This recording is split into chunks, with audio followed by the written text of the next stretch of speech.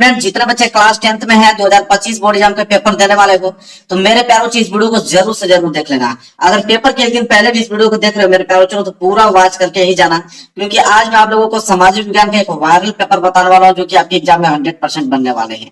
Code याद कर लो मेरे प्यारो बच्चों, कोड है यहाँ पे 825 डीडी कोड का यह पेपर आपके एग्जाम में बनने वाला है और 70 में 70 और सारे बच्चों का आएगा सामाजिक विज्ञान में। तो इसलिए इस वीडियो को पूरा देखना, पूरा सोल्यूशन बताया हूँ। यहाँ तक कि मेरे प्यारे बच्चों मानचित्र प्रश्न भी मैंने बताया है कि मानचित्र 10 नंबर का आता है, मानचित्र भी लेकर आया हूँ ताकि 10 नंबर मानचित्र में भी ना छूटे आप लोगों का।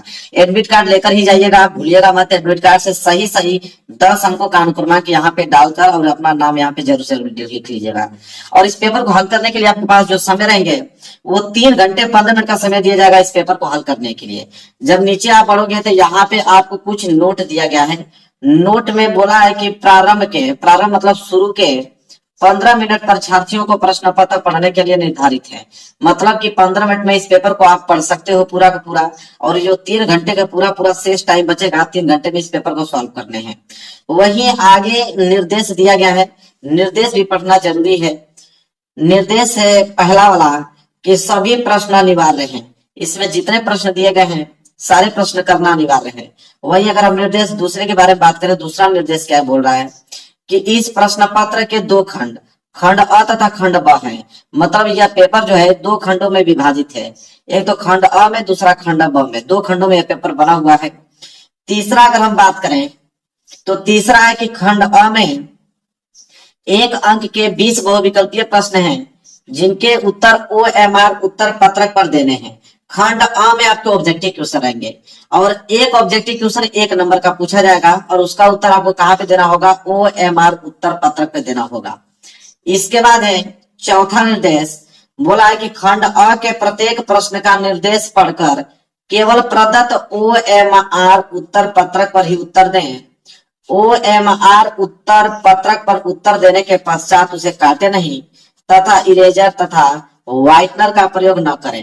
कहने का मतलब यह बोला है कि खंड अ में जो ऑब्जेक्टिव क्वेश्चन है, तो जो ऑब्जेक्टिव क्वेश्चन अगर आपने एक ऑप्शन रंग दिया, 4 ऑप्शन दिए होते हैं, कोई भी ऑप्शन अगर एक बार आपने रंग दिया तो उसको रंग दिया, दोबारा न तो उसे काटना है न तो इरेजर व्हाइटनर आदि का प्रयोग करके उसे मिटाना है। एक बार जो आपने रंग दिया उसको रंग दिया, उसी तरह छोड़ दीजिए। इसके बाद एक 5वां निर्देश कि प्रश्न के अंक उसके सम्मुख अंकित हैं।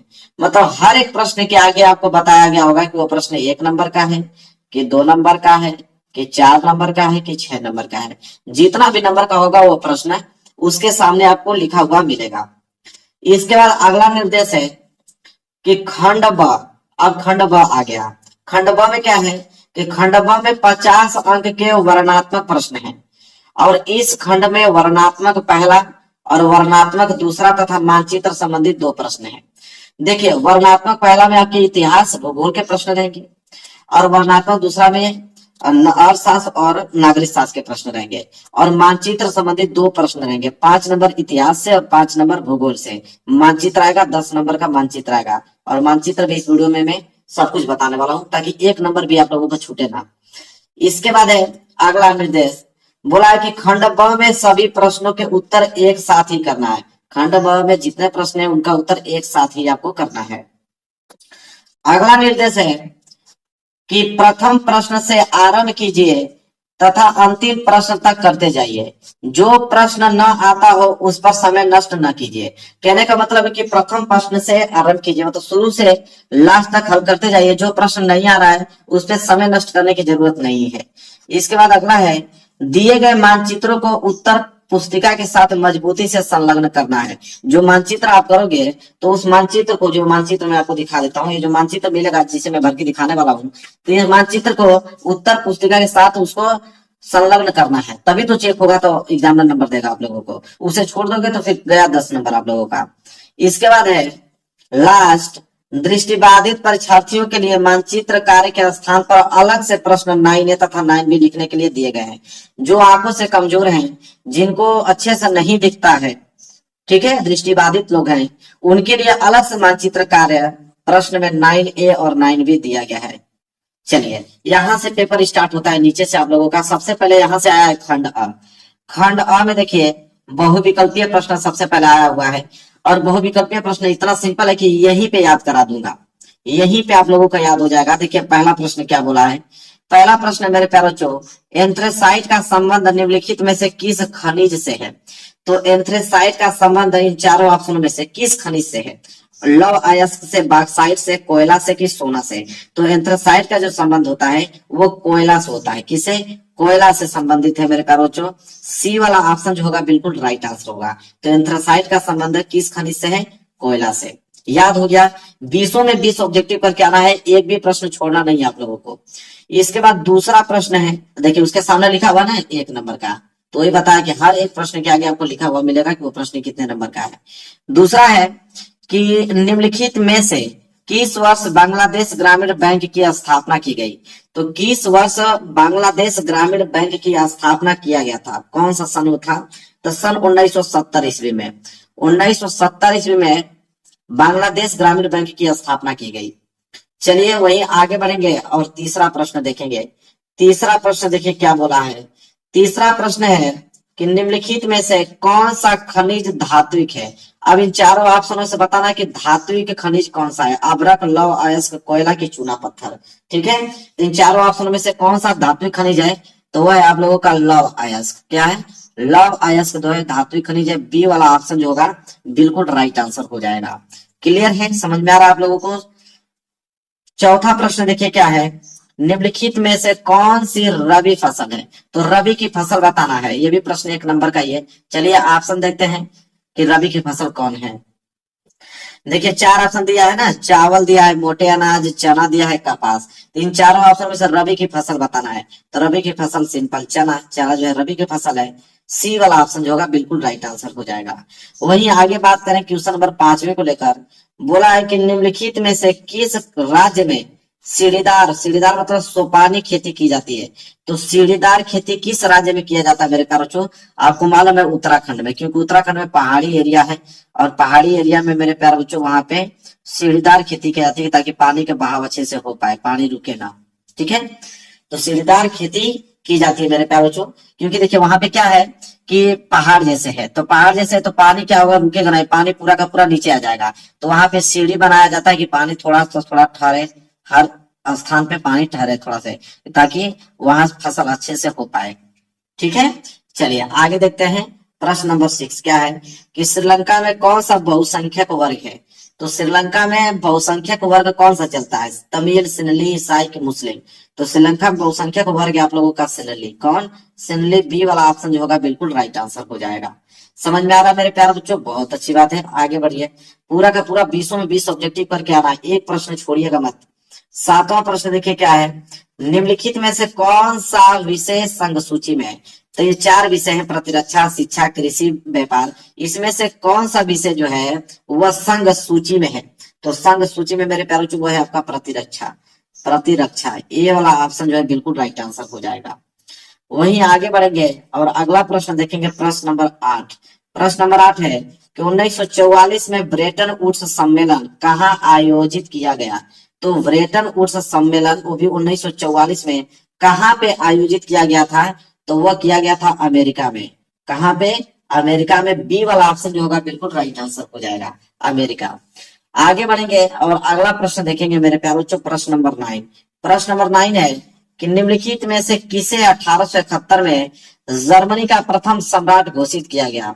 तो 1871 ईस्वी में जर्मनी का प्रथम सम्राट घोषित किसे किया गया? तो मेरे प्यारे बच्चों वह है आपके कैसर विलियम प्रथम जी। कौन? कैसर विलियम प्रथम। ए वाला ऑप्शन जो होगा बिल्कुल राइट आंसर हो जाएगा। तो प्रश्न नंबर 9 का ए वाला समझ में आ गया आप लोगों को? चलिए आगे बढ़ेंगे। प्रश्न नंबर 10वां देखिए मेरे प्यारे बच्चों, प्रश्न नंबर 10वां क्या है? प्रश्न नंबर 10वां है कि निम्न में से, क्या बोला है कि निम्न में से कौन 1815 की वियना संधि से संबंधित है? तो 1815 की वियना संधि से संबंधित इन चारों ऑप्शनों में से कौन है? तो मेरे प्यारे बच्चों वो है आपके नेपोलियन। कौन है? नेपोलियन। तो 1815 की वियना संधि से संबंधित नेपोलियन है। बी वाला ऑप्शन जो होगा बिल्कुल राइट आंसर हो जाएगा। वही बात करते हैं प्रश्न नंबर 11 को लेकर कि सत्ता की साझेदारी के बेल्जियम मॉडल का मुख्य महत्व क्या है? तो सत्ता की साझेदारी के बेल्जियम मॉडल का मुख्य महत्व इन चारों ऑप्शन में से कौन है मेरे प्यारे बच्चों? तो यहाँ पे सी वाला ऑप्शन सही होगा कि संप्रदायों का समान प्रतिनिधित्व दिया गया। संप्रदायों को समान प्रतिनिधित्व दिया गया, सी वाला ऑप्शन जो होगा बिल्कुल राइट आंसर हो जाएगा। तो ये प्रश्न बहुत ज्यादा इंपॉर्टेंट है कि सत्ता की साझेदारी के बेल्जियम मॉडल में क्या मुख्य महत्व था। तो मुख्य महत्व जो था वो संप्रदायों को समान प्रतिनिधित्व दिया गया, याद रखिएगा। इसके बाद अगला प्रश्न देख लीजिए क्या है, प्रश्न नंबर 12। प्रश्न नंबर 12 क्या है कि राष्ट्रवाद का उदय सर्वप्रथम किस देश से हुआ। तो राष्ट्रवाद का उदय सर्वप्रथम किस देश से हुआ मेरे प्यारे बच्चों। तो यह भी प्रश्न जो है बहुत इंपॉर्टेंट है, फ्रांस देश से हुआ था, इसको भूलिएगा मत, याद कर लीजिएगा। ए वाला ऑप्शन जो है बिल्कुल राइट आंसर हो जाएगा।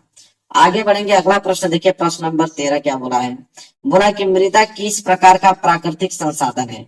तो मृदा किस प्रकार का प्राकृतिक संसाधन है, तो इसका राइट आंसर हो जाएगा नवीकरण योग्य संसाधन है।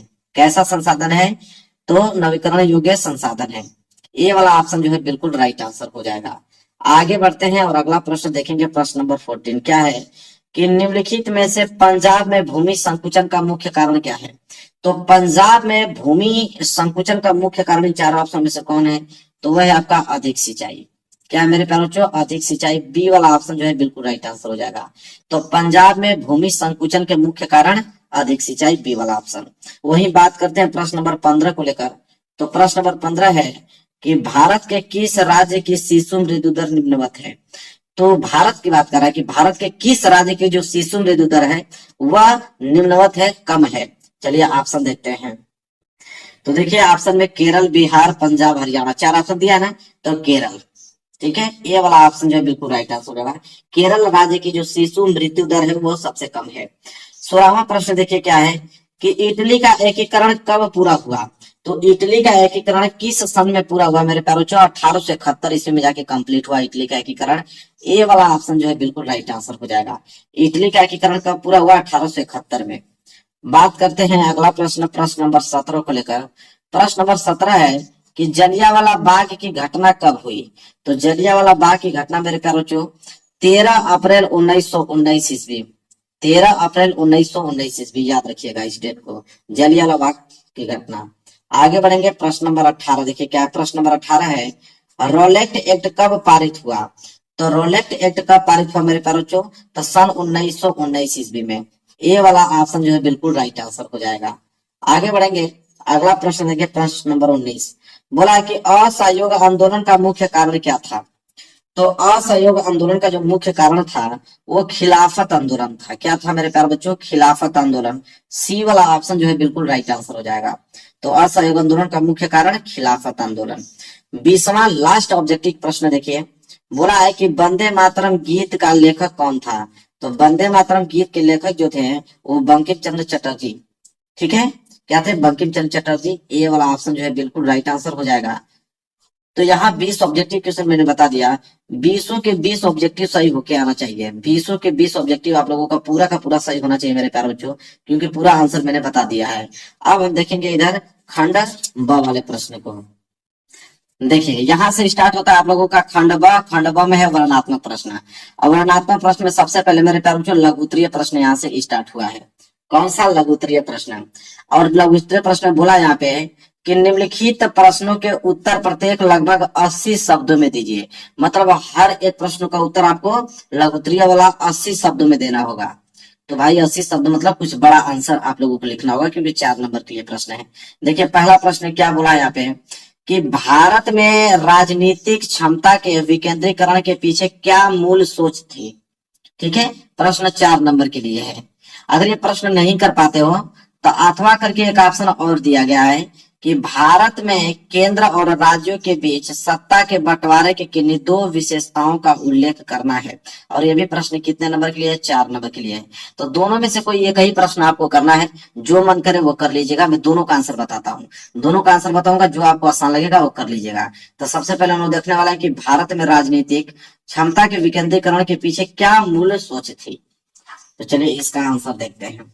तो इसका आंसर लिखेंगे, यहाँ देखिए पहला वाला उत्तर यहाँ पे लिखिए कि जन केंद्र और राज्य सरकार, जन केंद्र और राज्य सरकार से शक्तियां लेकर स्थानीय सरकारों को दी जाती है। ठीक है, जन केंद्र और राज्य सरकार से शक्तियां लेकर किनको दी जाती है, स्थानीय सरकारों को दी जाती है। तो इसे हम क्या कहते हैं, सत्ता का हम इसे विकेंद्रीकरण कहते हैं। और इसके पीछे बुनियादी सोच यह है कि अनेक मुद्दों और समस्याओं का निपटारा स्थानीय स्तर पर ही बढ़िया ढंग से हो सकता है। भारत में जो सत्ता के विकेंद्रीकरण के लिए सभी राज्यों में गांव के स्तर पर ग्राम पंचायतों और शहरों में नगर पालिकाओं की स्थापना की गई थी। ठीक है, नगर पालिकाओं की स्थापना की गई थी, लेकिन उन्हें राज्य सरकारों के सीधे नियंत्रण में रखा गया था। इन स्थानीय सरकारों के लिए नियमित ढंग से चुनाव भी नहीं कराए जाते थे। इनके पास न तो कोई अधिकार था और न ही कोई संसाधन था। इसके बाद नीचे लिखेंगे कि विकेंद्रीकरण का वास्तविक स्वरूप जो है 1992 में परिलक्षित हुआ और 1992 में संविधान में संशोधन करके लोकतांत्रिक शासन व्यवस्था के तीसरे स्तर को मजबूत बनाया गया। ठीक है, चलिए अब यहाँ पे पहली हेडिंग लिखिए, पहला पॉइंट कि अब स्थानीय स्वशासी निकायों के चुनाव नियमित रूप से कराना संवैधानिक बाध्यता है। दूसरा कि निर्वाचित स्वशासी निकायों के सदस्य तथा पदाधिकारियों के पदों में अनुसूचित जातियों, जनजातियों तथा और पिछड़ी जातियों के लिए सीटें जो है आरक्षित हैं। इसके बाद तीसरा लिखेंगे कि राज्य सरकार को अपने राजस्व और अधिकारों का कुछ हिस्सा जो है इन स्थानीय स्वशासी निकायों को देना पड़ता है। और चौथा लिखेंगे कि कम से कम 1/3 पद महिलाओं के लिए क्या किया गया, आरक्षित है उसमें। पांचवा है लास्ट कि हर राज्य में पंचायत और नगर पालिका चुनाव कराने के लिए राज्य चुनाव आयोग जो है नामक स्वतंत्र संस्था का गठन किया गया और इस संशोधन द्वारा स्थानीय स्तर पर शासन को अधिक शक्तिशाली और प्रभावी बनाया गया। तो मेरे प्यारों जो 80 शब्दों में लिखना है तो भाई लिखना पड़ेगा ना पूरा डिटेल में, तभी तो 4 नंबर मिलेगा। वैसे भी समाज विज्ञान में बढ़ा चढ़ा कर ही लिखा जाता है। तो मेरे प्यारों जो देखिए कोई जरूरी नहीं कि जो मैं जितना बताऊं आप हूबहू याद करें। एक बार इसको पढ़ लें, अपने तरीके से अपने दिमाग में इसका समझ बैठा लें और अपने तरीके से प्रेजेंटेशन कीजिएगा एग्जाम में। कोई प्रेशर नहीं कर रहा हूँ कि जैसे लिखा वैसे याद कीजिए। ये तो बुक के आंसर हैं जो बुक में दिए थे। अब अपने तरीके से इसको समझना है, अपने तरीके से प्रेजेंटेशन करना है। ठीक है, वैसे भी समाज विज्ञान में अपने तरीके से ही लिखा जाता है। इसके बाद देखिए अगर ये प्रश्न नहीं कर पाते हैं कि भारत में राजनीतिक क्षमता के विकेंद्रीकरण के पीछे क्या मूल सोच थी, जो अभी मैंने बताया, तो ये वाला ऑप्शन है आपके पास कि भारत में केंद्र और राज्यों के बीच सत्ता के बंटवारे को किन्हीं 2 विशेषताओं का उल्लेख कीजिए। तो चलिए इस प्रश्न का उत्तर देख लीजिए। अगर ये वाला नहीं करना चाहते हैं तो ये वाला कर लीजिएगा, कोई दिक्कत नहीं, ये दोनों में से कोई भी आप कर लीजिएगा। तो मैं इसका आंसर बता देता हूँ जो आपको आसान लगे। तो देखिए उसका उत्तर लिखिए, संविधान में स्पष्ट रूप से केंद्र और राज्य सरकारों के बीच विधायी अधिकारों का बंटवारा निम्न प्रकार से किया गया। देखिए किस प्रकार से किया गया बंटवारा। तो पहला आता है संघ सूची। देखिए संघ सूची में क्या क्या है, तो संघ सूची इसमें आपका प्रतिरक्षा आ जाता है, विदेश, बैंकिंग, संचार, मुद्दा जैसे राष्ट्रीय महत्व के विषय हैं, इन पर केंद्र सरकार कानून बनाती है। ठीक है, तो संघ सूची में जितने भी चीजें हैं इन पे केंद्र सरकार कानून बनाती है। वहीं दूसरा जो है वो राज्य सूची है। राज्य सूची में क्या जाता है, तो राज्य सूची में आपके इसमें पुलिस, व्यापार, वाणिज्य, कृषि, सिंचाई जैसे प्रांतीय महत्व के विषय आते हैं। इन पर कानून बनाने का अधिकार जो है वो राज्य सरकार को होता है। तो संघ सूची में तो केंद्र सरकार को, राज्य सूची में राज्य सरकार को। तीसरा आता है समवर्ती सूची। समवर्ती सूची क्या है, तो इसमें आपके शिक्षा, वन, मजदूर संघ, विवाह जैसे विषय शामिल हैं और इन पर कानून बनाने का जो अधिकार है वो केंद्र तथा राज्य दोनों सरकारों को है। केंद्र सरकार को भी है, राज्य सरकार को भी है। लेकिन जब दोनों के कानूनों में टकराव हो तो केंद्र सरकार द्वारा बनाया कानून ही क्या होता है, मान्य होता है। समवर्ती सूची में तो दोनों को है, केंद्र और राज्य दोनों सरकार को है, लेकिन जब दोनों में टकराव होता है, मतभेद होता है, तो केंद्र सरकार द्वारा बनाया गया कानून ही क्या होता है, मान्य होता है समवर्ती सूची में। इसके बाद चौथा है अवशिष्ट। अवशिष्ट में क्या है कि अवशिष्ट विषयों की सूची में वे विषय रखे गए हैं जो तीनों सूचियों में शामिल नहीं थे या जो नए विषय उभरे हैं, इन पर केंद्र सरकार कानून बनाती है। बस क्लियर हो गया। तो दोनों का आंसर बता दिए, जो आसान लगेगा वो एग्जाम में करके आइएगा मेरे प्यारे बच्चों। चलिए साइड करते हैं, पहला वाला प्रश्न अच्छे तरीके से मैंने कवर करा दिया। अब यहां से देखेंगे दूसरा वाला प्रश्न।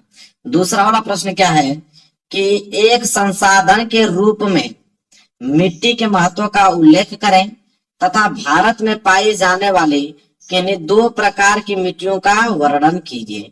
ये भी प्रश्न 4 नंबर के लिए है। अगर ये प्रश्न नहीं करना चाहते हैं तो अथवा करके एक ऑप्शन आपके पास हमेशा से रहेगा। एक ऑप्शन और दिया गया है कि अभ्रक की उपयोगिता बताइए एवं भारत में इसके किन्हीं दो उत्पादक राज्यों का भी क्या करना है, उल्लेख कीजिए। ये भी प्रश्न सेम 4 नंबर का ही है। तो आपका मन, मैं दोनों बता देता हूं, जो मन करे वो एग्जाम में लिख के आइएगा। चलिए पहले इसका आंसर देखते हैं कि एक संसाधन के रूप में मिट्टी के महत्व का उल्लेख करें तथा भारत में पाई जाने वाले किन्हीं दो प्रकार की मिट्टियों का वर्णन करें। चलिए इसका आंसर देखते हैं। तो इसका आंसर सबसे पहले हम लोग हेडिंग डालेंगे दूसरा में मृदा संसाधन। पहली हेडिंग हमारी मेन हेडिंग रहेगी मृदा संसाधन, और लिखेंगे इसमें कि मिट्टी अथवा मृदा सर्वाधिक महत्वपूर्ण नवीकरण योग्य प्राकृतिक संसाधन है। मिट्टी कैसा है, तो मिट्टी जो है वो आपका नवीकरण योग्य प्राकृतिक संसाधन है। मिट्टी में ही पौधे जो है विकसित होते हैं, जो पृथ्वी के जीव जंतुओं की कई प्रजातियों को क्या करते हैं, भोजन प्रदान करते हैं। कुछ सेंटीमीटर मृदा के निर्माण में लाखों वर्ष का क्या होता है, समय लगता है।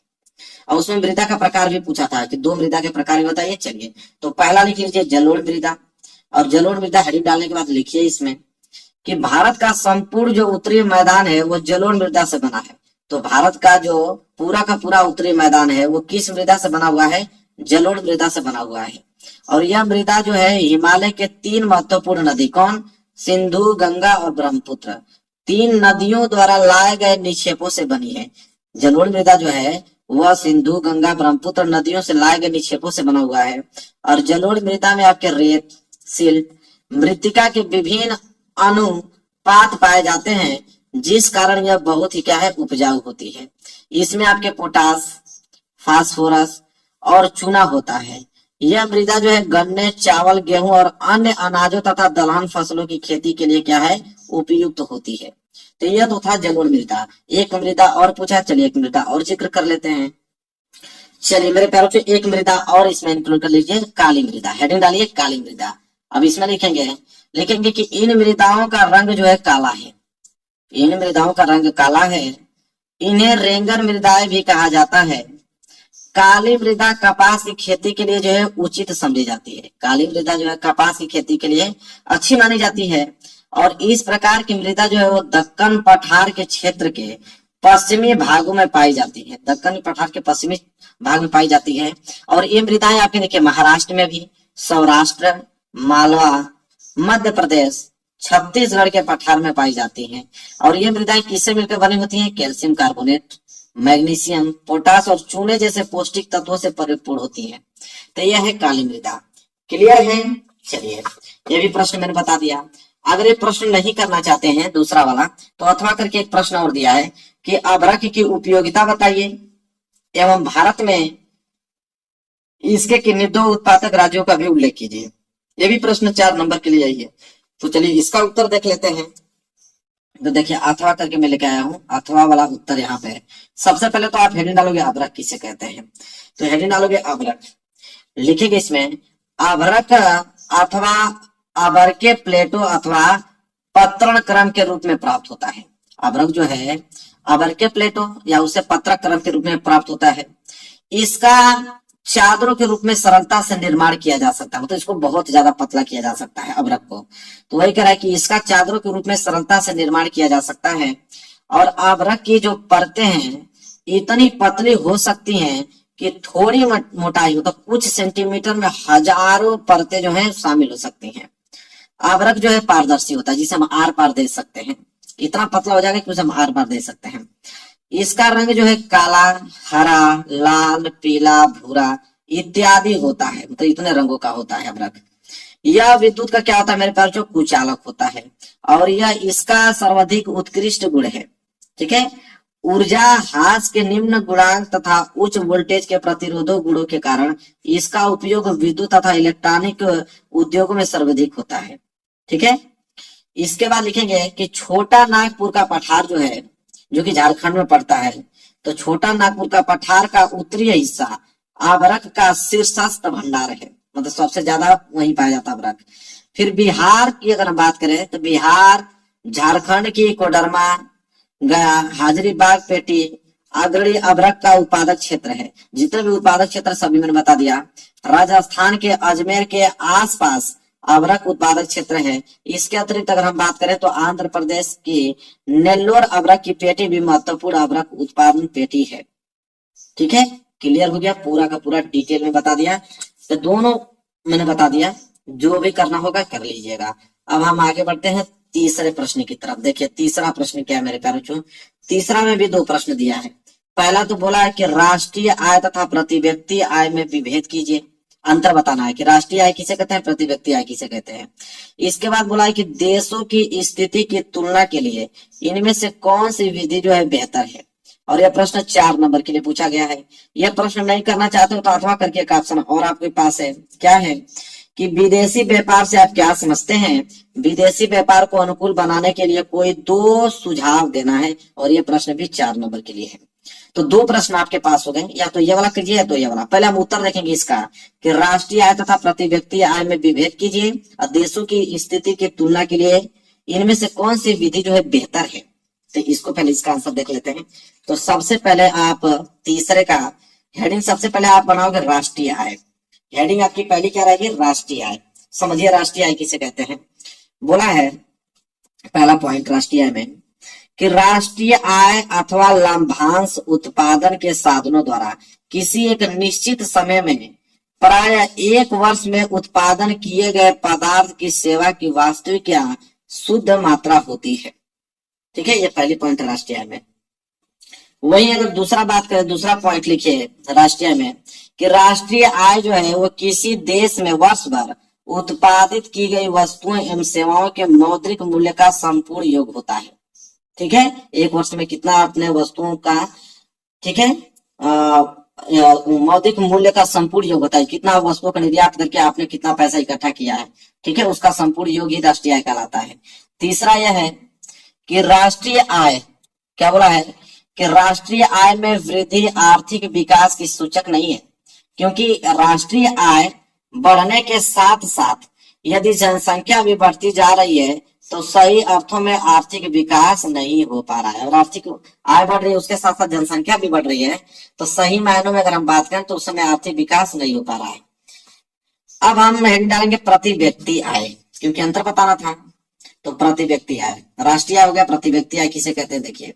तो प्रति व्यक्ति आय में पहला पॉइंट लिखेंगे कि प्रति व्यक्ति आय का अभिप्राय देश के एक व्यक्ति को निश्चित रूप से प्राय एक वर्ष में प्राप्त होने वाली आय से है, कि एक वर्ष में किसी एक व्यक्ति को कितना आय प्राप्त हो रहा है उसे हम प्रति व्यक्ति आय बोलते हैं। वहीं दूसरा पॉइंट लिखेंगे कि किसी देश की राष्ट्रीय आय को, ठीक है, किसी देश की राष्ट्रीय आय को उस देश की कुल जनसंख्या से भाग देने पर हमें प्रति व्यक्ति आय जो है प्राप्त हो जाती है। अगर हम प्रति व्यक्ति आय निकालना है तो उस देश की जितना भी वास्तविक आय है उसको बटे में जनसंख्या का कितना आकार है उसका भाग दे देंगे तो प्रति व्यक्ति आय निकल जाएगा। ठीक है, वहीं अगर तीसरा पॉइंट की अगर हम बात करें, ठीक है, तो तीसरा पॉइंट है कि प्रति व्यक्ति आय में वृद्धि आर्थिक विकास होने का अधिक जो है विश्वसनीय सूचक है। तो 3 पॉइंट मैंने बता दिया प्रति व्यक्ति आय में। क्लियर है, चलिए ये प्रश्न भी हमने समाप्त कर दिया। अब तीसरा वाला तो क्लियर हो गया। अगर ये वाला नहीं कर पाते तो अथवा करके और दिया है आपके पास ये वाला कि विदेशी व्यापार से आप क्या समझते हैं। विदेशी व्यापार को अनुकूल बनाने के लिए कोई दो उपाय सुझाइए, और इसमें भी 4 नंबर है। चलिए इसका भी बता देते हैं हल। दोनों में से जो मन करेगा वो तो लिख के आइएगा एग्जाम में। तो देखिए यहाँ पे मैंने लिखा हूँ अथवा वाला, और यहाँ से लिखेंगे हम लोग कि 2 या 2 से अधिक देशों के बीच होने वाले व्यापार को विदेशी व्यापार कहते हैं। अगर 2 या 2 से अधिक देश हैं, अब देश अगर आपस में व्यापार कर रहे हैं तो उस प्रकार के व्यापार को विदेशी व्यापार कहते हैं। ठीक है, और दूसरे शब्दों में हम ये कह सकते हैं कि विदेशी व्यापार से तात्पर्य 2 या 2 से अधिक देशों में वस्तुओं तथा सेवाओं के विनिमय से इसमें आयात तथा निर्यात शामिल है। मतलब 2 देशों के बीच अगर आयात तथा निर्यात हो रहा है तो समझिए विदेशी व्यापार हो रहा है।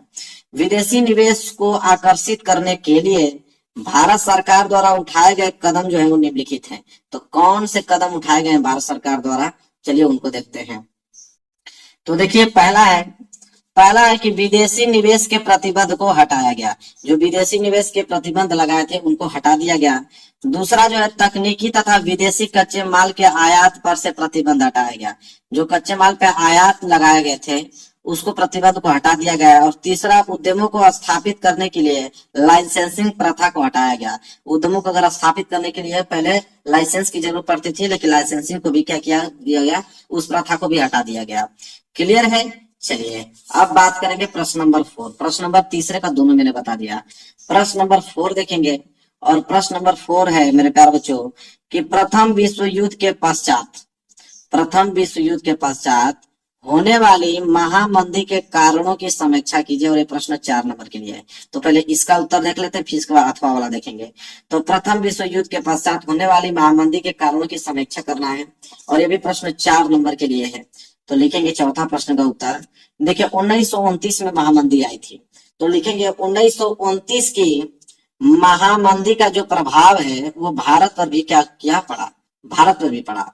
और महामंदी ने भारतीय व्यापार को फौरन क्या किया, प्रभावित किया।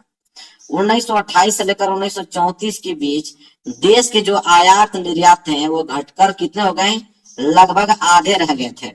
1928 से लेकर 1934 के बीच भारत में जो गेहूं की कीमत थी मेरे प्यारे बच्चों कितना परसेंट, 50% गिर गई। और शहरी निवासियों के मुकाबले किसानों और काश्तकारों को ज्यादा नुकसान हुआ। ठीक है, यद्यपि कृषि उत्पादों की कीमत तेजी से क्या हुआ, नीचे गिरने लगी। लेकिन सरकार ने क्या किया कि लगान वसूली में छूट देने से क्या किया, बिल्कुल इनकार कर दिया।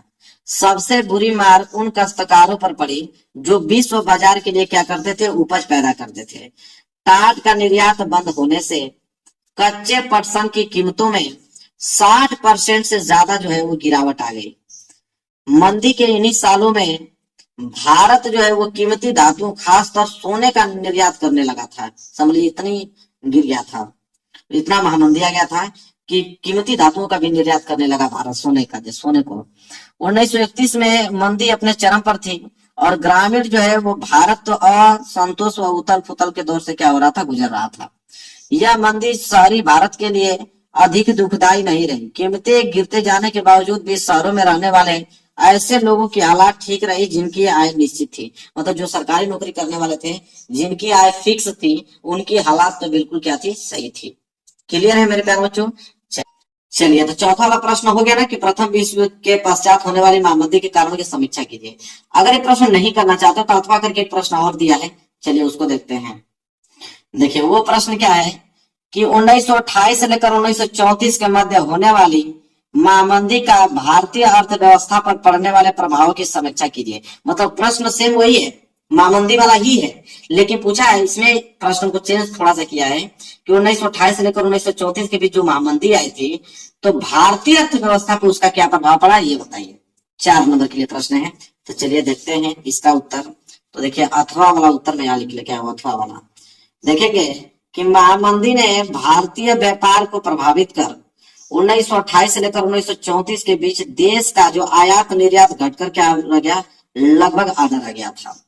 दूसरा पॉइंट इसमें लिखेगा अंतरराष्ट्रीय बाजार में कीमत कम होने से भारत में गेहूं का भाव जो है 50% कम हो गया। तीसरा पॉइंट में लिखेगा कि कृषि उत्पादों की कीमत जो है तेजी से गिरने के बावजूद किसानों और काश्तकारों को सरकार ने लगान वसूली में छूट देने से क्या कर दिया, इनकार किया। बस इतना ही पॉइंट आपको लिखना है। तो जो आसान लगे, मुझे तो यही आसान लग रहा है, इतना छोटा सा आप लिख दोगे, नंबर आपको दे दिए जाएंगे। क्लियर है। चलिए अब देखेंगे दीर्घोत्तरीय प्रश्न। और दीर्घोत्तरीय प्रश्न मेरे प्यार बच्चों वो तो 150 शब्दों को आता है। बोला है कि निम्नलिखित प्रश्नों के उत्तर प्रत्येक लगभग 150 शब्दों में दीजिए।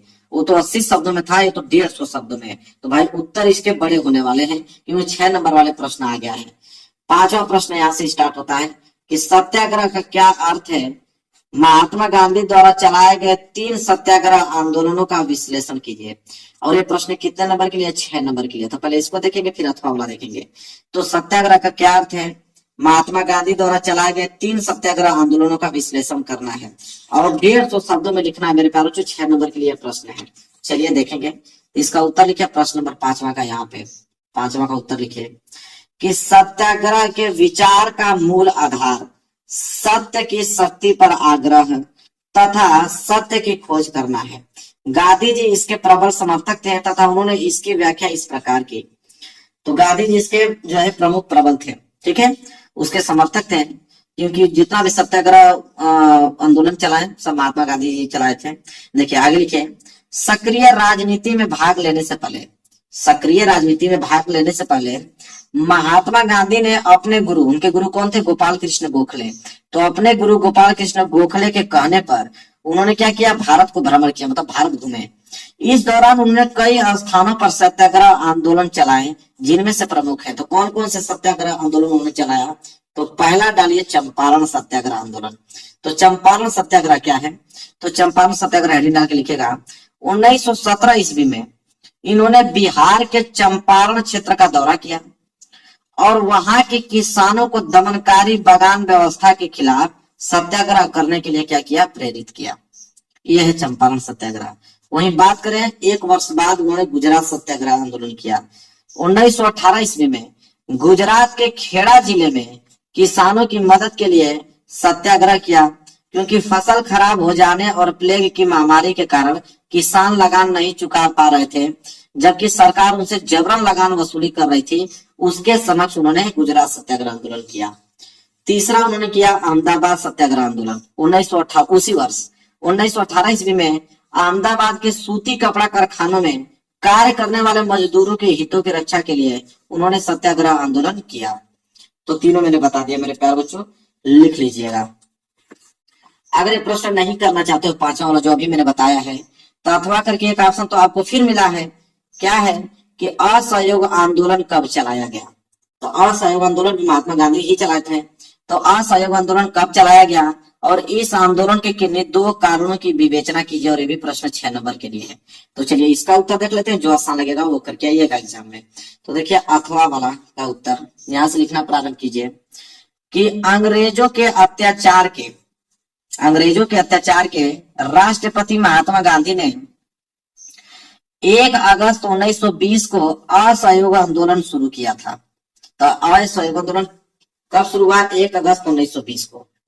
इसकी विशेषता यह थी कि अंग्रेजों की क्रूरताओं के खिलाफ लड़ने के लिए केवल अहिंसक साधनों का अपनाया गया था।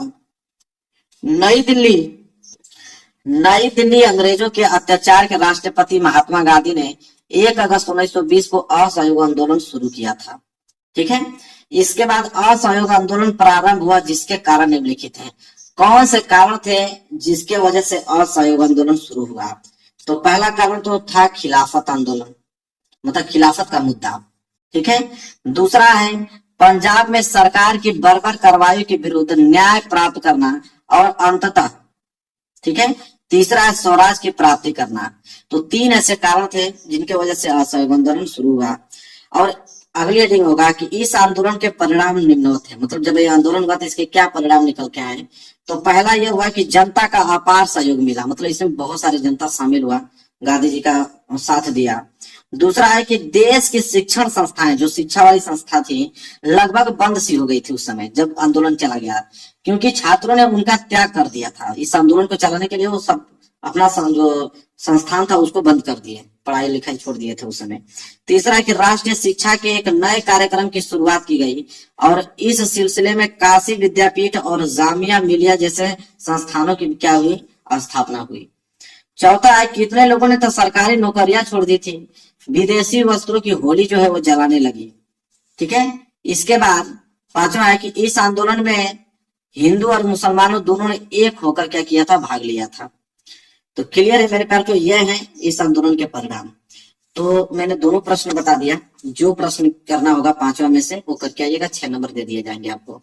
अगला प्रश्न देखेंगे, प्रश्न नंबर 6।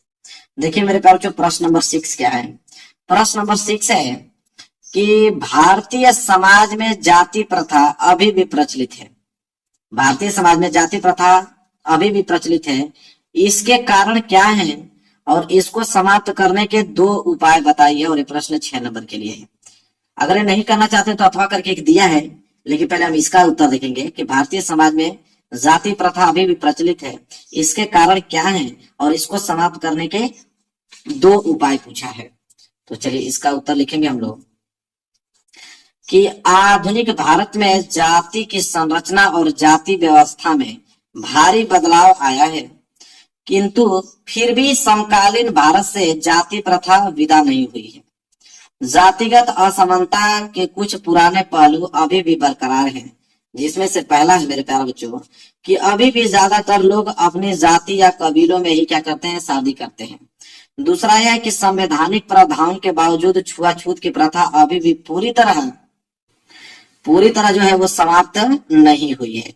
तीसरा है कि जाति व्यवस्था के अंतर्गत कुछ जातियां लाभ की स्थिति में रही तथा कुछ को दबाकर रखा गया। इसका प्रभाव जो है आज भी नजर आता है, यानी ऊंची जाति के लोगों की आर्थिक स्थिति सबसे अच्छी है, वह दलित तथा आदिवासियों की आर्थिक स्थिति जो है सबसे क्या है, खराब है। इसके बाद है चौथा पॉइंट, हर जाति में गरीब लोग हैं, पर गरीबी रेखा के नीचे जीवन बसर करने वालों में अधिक जनसंख्या जो है वो निचली जातियों के लोगों की ही है। ऊंची जातियों में गरीबी का प्रतिशत जो है वो कम है।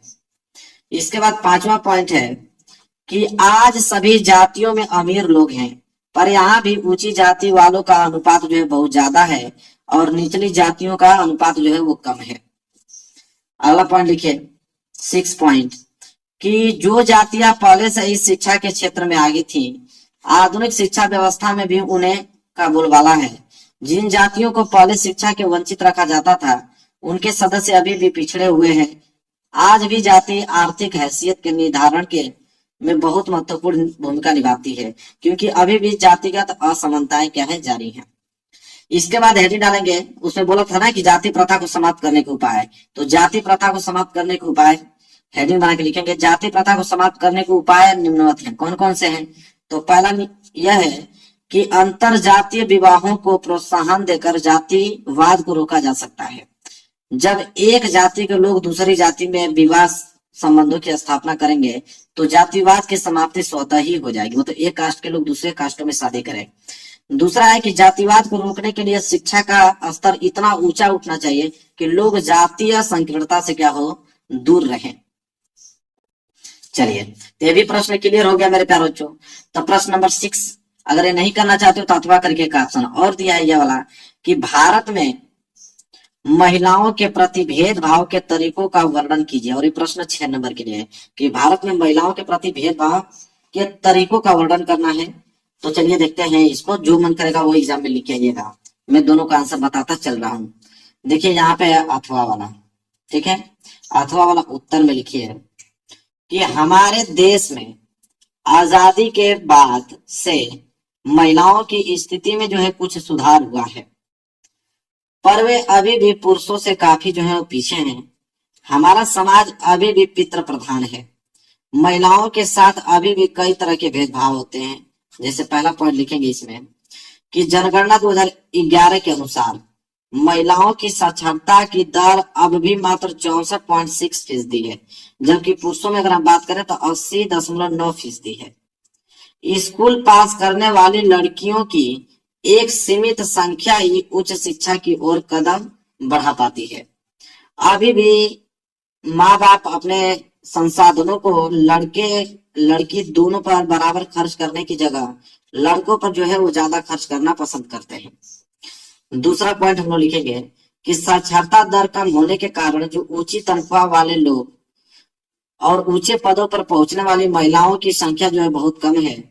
भारत में स्त्रियां पुरुषों से अधिक काम करती हैं, किंतु अक्सर उनके काम का मूल्यांकन नहीं माना जाता। आपको मालूम है कि लड़कियां जो है लड़कों से आजकल ज्यादा ही काम कर रही हैं हर एक फील्ड में अगर हम बात करें तो। तीसरा पॉइंट है कि काम के हर क्षेत्र में यानी खेल कूद की दुनिया से लेकर सिनेमा जगत संसार तक, कल कारखानों से लेकर खेत खलिहानों तक महिलाओं की पुरुषों की तुलना में कम मजदूरी मिलती है। भले ही दोनों ने समान काम किया हो, तो मालूम ही आप लोगों को अगर लड़की लड़के के समान काम कर रही है फिर भी तनख्वाह में कटौती होती है, उसको कम ही तनख्वाह दिया जाता है। इसके बाद चौथा है कि भारत के अनेक हिस्सों में अभी भी अगर हम बात करें तो लड़की को जन्म लेते ही मार दिया जाता है। अधिकांश परिवार लड़के की चाह रखते हैं। इस कारण लिंग अनुपात जो है गिरकर प्रति 1000 लड़कों पर कितना हो गया है, 943, और शिशु लिंग का अनुपात अगर बात करें तो 919 रह गया है। ठीक है, इसके बाद अगला 5वां पॉइंट लिखेंगे कि भारत में सार्वजनिक जीवन में खासकर अगर हम बात करें तो राजनीतिक में महिलाओं की भूमिका नगण्य ही है। अभी भी महिलाओं को घर की चार दीवारी के भीतर रखा जाता है और महिलाओं के लिए जो है वो पंचायती राज के अंतर्गत स्थानीय सरकार और नगर पालिकाओं में 1/3 पद जो है आरक्षित है। ठीक है, क्लियर है मेरे प्यारे। चलिए प्रश्न नंबर 6 भी मैंने अच्छे तरीके से कंप्लीट कर दिया, कोई डाउट नहीं होना चाहिए। 7वां प्रश्न देखिए, यहाँ से स्टार्ट होता है। 7वां प्रश्न क्या बोला है कि प्राथमिक एवं द्वितीयक क्षेत्रों की विशेषताओं की विवेचना कीजिए। और ये प्रश्न भी कितने नंबर के लिए? 6 नंबर के लिए है। तो प्राथमिक क्षेत्र और द्वितीयक क्षेत्र की क्या है उनको बताना है। यह प्रश्न नहीं आता तो अथवा करके एक ऑप्शन और दिया है, तो पहले इसको तो देख ले, प्राथमिक एवं द्वितीयक क्षेत्रों की विशेषता। इसके बाद इसको देखेंगे। चलिए देखिए, सबसे पहले आप हेडिंग बनाएंगे प्राथमिक क्षेत्र।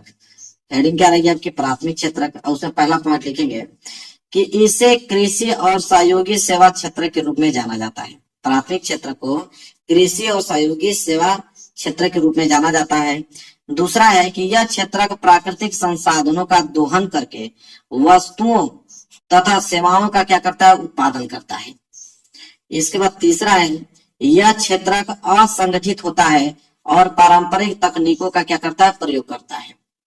चौथा लिखेंगे कि कृषि, वानिकी, मत्स्य, खनन और पशुपालन से संबंधित गतिविधियां इस क्षेत्र में क्या है? शामिल है। पांचवा है कि भारत जैसे बहुत से विकासशील देशों में इस क्षेत्र के अधिकांश लोग जो है वो नियोजित हैं। तो प्राथमिक क्षेत्र में 5 पॉइंट हमने लिख दिया। इसी तरह हम द्वितीय क्षेत्र हेडिंग बनाएंगे और द्वितीय क्षेत्र में भी हमने 5 पॉइंट लिखा है। पहला लिखा है कि इसे विनिर्माण क्षेत्र के रूप में जाना जाता है। दूसरा, यह क्षेत्र एक वस्तु का रूप बदलकर उसकी उपयोगिता को क्या कर देता है? बढ़ा देता है। तीसरा, यह संगठित क्षेत्र होता है और बेहतर तकनीकों का प्रयोग करता है। चौथा जो है वह है विनिर्माण इकाइयां, छोटे पैमानों की इकाइयां, बड़ी फर्में, बहुराष्ट्रीय कंपनियां आदि जो है इसमें शामिल हैं। और पांचवा है कि यह क्षेत्र प्राथमिक क्षेत्र के अतिरिक्त मजदूरों को रोजगार प्रदान करने में असफल रहा है। तो 5 हमने बता दिया द्वितीय क्षेत्र में भी, 5 हमने प्राथमिक क्षेत्र में भी, हमने इसको क्या किया? डिटेल में बता दिया। चलिए मेरे प्यारे बच्चों, आप देखते हैं अगला प्रश्न। अगला प्रश्न क्या है? 8वां प्रश्न। देखिए क्या है? 8वां है कि गन्ने की खेती के लिए उपयुक्त भौगोलिक परिस्थितियों का वर्णन कीजिए तथा भारत में इसके किन 3 उत्पादक राज्यों के भी उल्लेख कीजिए। तो चलिए देखते हैं कि गन्ने की खेती के लिए कौन सी भौगोलिक परिस्थितियां हैं और भारत में इसके किन 3 राज्यों का नाम बताना है कि जहां पे गन्ने अधिक पाए जाते हैं। चलिए उनको देखते हैं। प्रश्न नंबर 8वां। तो देखिए प्रश्न नंबर 8वां देखेंगे मेरे प्यारे बच्चों, क्या है प्रश्न नंबर 8वां का उत्तर कि गन्ना एक जो है उष्ण और उपोष्ण कटिबंधीय फसल है। यह फसल जो है 21 डिग्री सेल्सियस से लेकर 27 डिग्री सेल्सियस तापमान और 75 सेंटीमीटर से लेकर 100 सेंटीमीटर वार्षिक वर्षा वाली उष्ण और आर्द्र जलवायु में बोई जाती है। कम वर्षा वाले क्षेत्रों में सिंचाई की आवश्यकता होती है।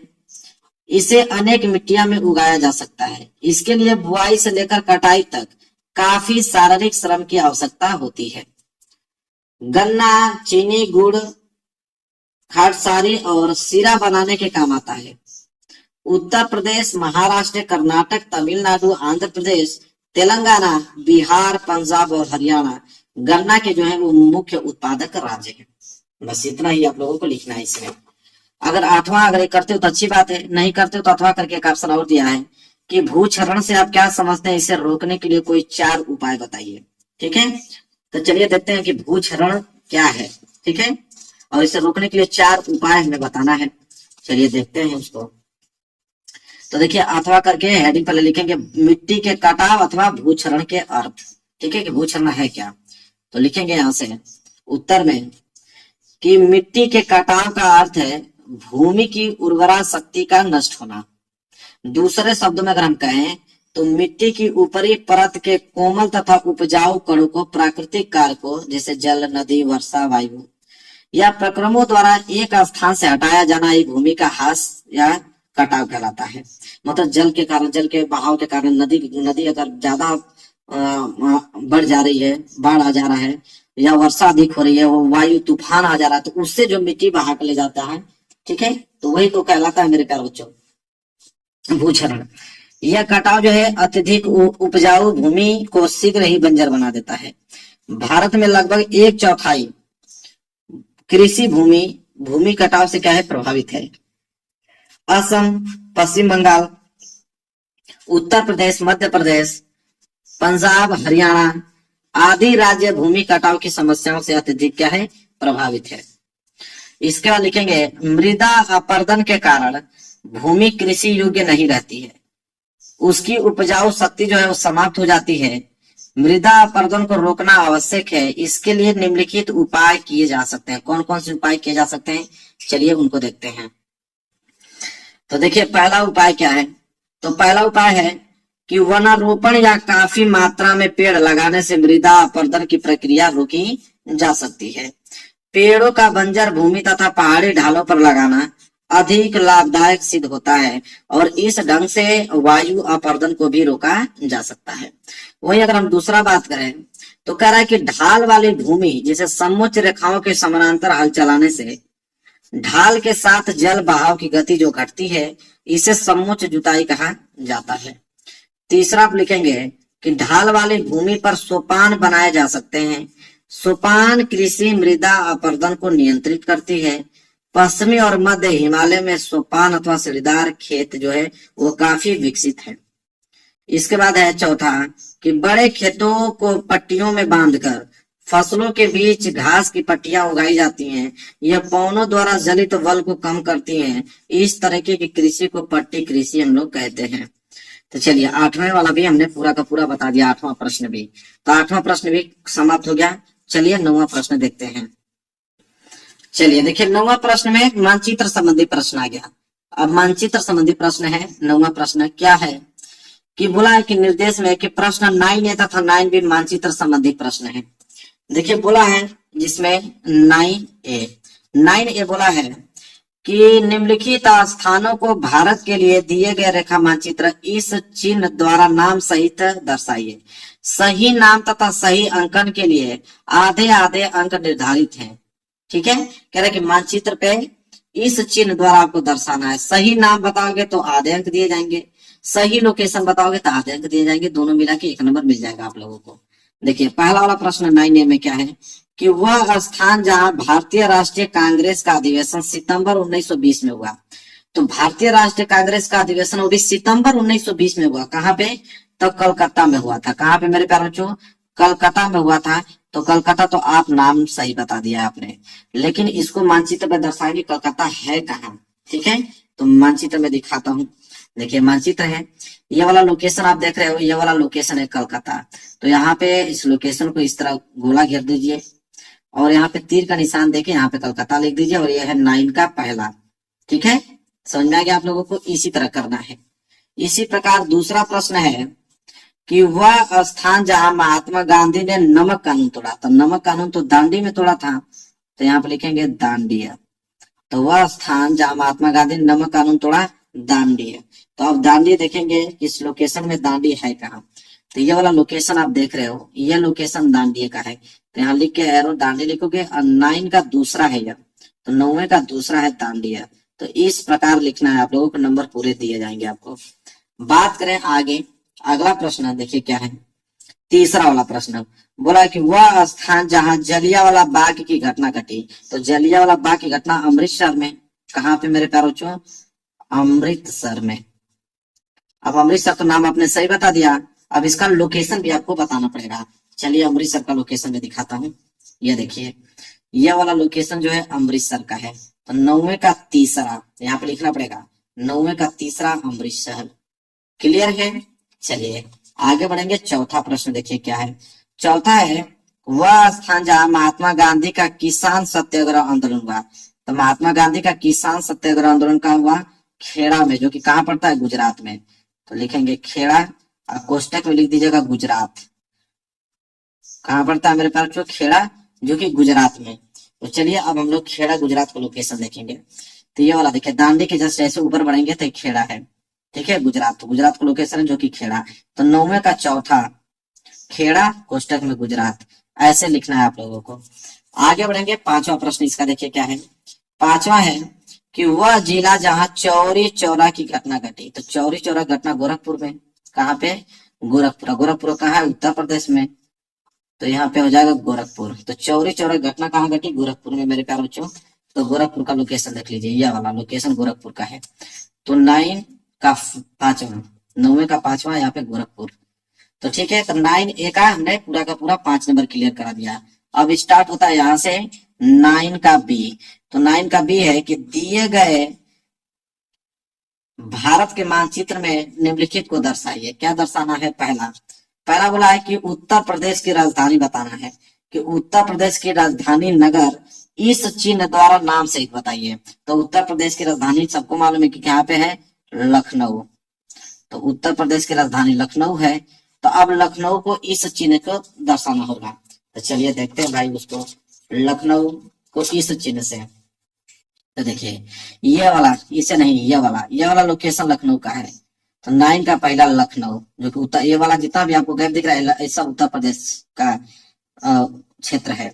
तो 9 का पहला लखनऊ ऐसे लिखना है। क्लियर है? चलिए पहला प्रश्न हो गया। चलिए दूसरा प्रश्न देखिए क्या पूछा है। दूसरा प्रश्न पूछा है कि नर्मदा नदी पर बना एक बांध इस चिन्ह द्वारा नाम सहित बताइए। तो नर्मदा नदी पे एक बरगी बांध है। क्या है? बरगी बांध। तो यहाँ पे नाम लिख देंगे बरगी बांध। तो आधा अंक तो मिल गया, लेकिन लोकेशन भी दिखाना पड़ेगा बरगी बांध का। तो चलिए उसको दिखाते हैं मानचित्र पर बरगी बांध को। तो देखिए ये वाला जो लोकेशन आप देख रहे हो, ये दूसरा है, 9 का दूसरा। इस चिन्ह से दर्शाना था तो ये चिन्ह लगा देंगे। यह है बरगी बांध। क्लियर है? चलिए तीसरा देख लीजिए क्या है। तीसरा मेरे प्यारे बच्चों कि दक्षिण भारत की एक प्रमुख नदी को इस चिन्ह द्वारा नाम सहित। दक्षिण भारत की प्रमुख नदी गोदावरी नदी, जो कि दक्षिण भारत में है, गोदावरी नदी। यहाँ लिख देंगे गोदावरी नदी। अब गोदावरी नदी तो नाम तो हमने सही बता दिया, अब इसका लोकेशन बताना पड़ेगा। तो गोदावरी नदी देख लीजिए, बरगी बांध के जैसे नीचे आएंगे तो ये वाला जो लोकेशन है गोदावरी नदी का, और इस चिन्ह से बताया था तो ये वाला चिन्ह बना देंगे। और ये तीसरा वाला है 9 का तीसरा, गोदावरी नदी। चलिए अगला प्रश्न देख लीजिए, चौथा वाला। बोला कि भारत के किसी एक जूट उत्पादक राज्य चिन्ह द्वारा इस चिन्ह द्वारा बताइए। तो जूट उत्पादक राज्य का नाम बताना है मेरे प्यारे बच्चों। तो जूट उत्पादक राज्य आपका एक पश्चिम बंगाल है। कहाँ? पश्चिम बंगाल। तो नाम तो हमने सही बता दिया कि पश्चिम बंगाल, लेकिन पश्चिम बंगाल है कहाँ मानचित्र में, उसको हमें बताना पड़ेगा और इस चिन्ह से बताना पड़ेगा। तो देखिए पश्चिम बंगाल, ये वाला लोकेशन पश्चिम बंगाल का है चौथा। और ये वाला चिन्ह का जरूरत था तो ये वाला चिन्ह हमने बना दिया ताकि एग्जाम लोग समझ में आ जाएगा कि भाई ठीक है इस चिन्ह से बनाया हुआ है। इसके बाद लास्ट वाला देखिए 5 वाला कि भारत का कोई एक परमाणु ऊर्जा केंद्र इस चिन्ह द्वारा। तो भारत का कोई परमाणु ऊर्जा केंद्र कलपक्कम है। क्या है? कलपक्कम। तो यहाँ कलपक्कम नाम तो हमने सही बना दिया। अब इसका लोकेशन बता देते हैं तो 1 अंक मिल जाएगा। तो कलपक्कम देखिए यह वाला लास्ट छोर पे आइए, यह वाला कलपक्कम है। देखिए 9 का 5वां कलपक्कम, और इस वाले चिन्ह से बताना था तो यह वाला चिन्ह हमने बना दिया। तो 10 नंबर कंप्लीट हो गया। नीचे तो दिया है कि केवल दृष्टिबाधित परीक्षार्थियों के लिए मानचित्र कार्य। तो आंखों से कमजोर तो है नहीं, यहाँ पर आपकी आंखें बिल्कुल सही है, वाला करने की जरूरत नहीं है क्योंकि मानचित्र ऑलरेडी हमने तो कर ही दिया। और जिनकी आंखें कमजोर है ये वाला मानचित्र करेंगे। तो मेरे प्यारे बच्चों पेपर यहाँ पे हो गया मेरे प्यारे बच्चों पूरा समाप्त। यह पेपर आप याद कर लो 825 डीडी कोड का है, सामाजिक विज्ञान का पेपर। 70 में 70 नंबर चाहिए, तो इस पेपर को तैयार कर लो। पूरा सोल्यूशन मैंने बता रखा है। और वीडियो को लाइक कर देना, चैनल पर नया हो तो चैनल को जरूर सब्सक्राइब कर लेना। मिलेंगे प्यार से नेक्स्ट वीडियो में, तब तक के लिए धन्यवाद।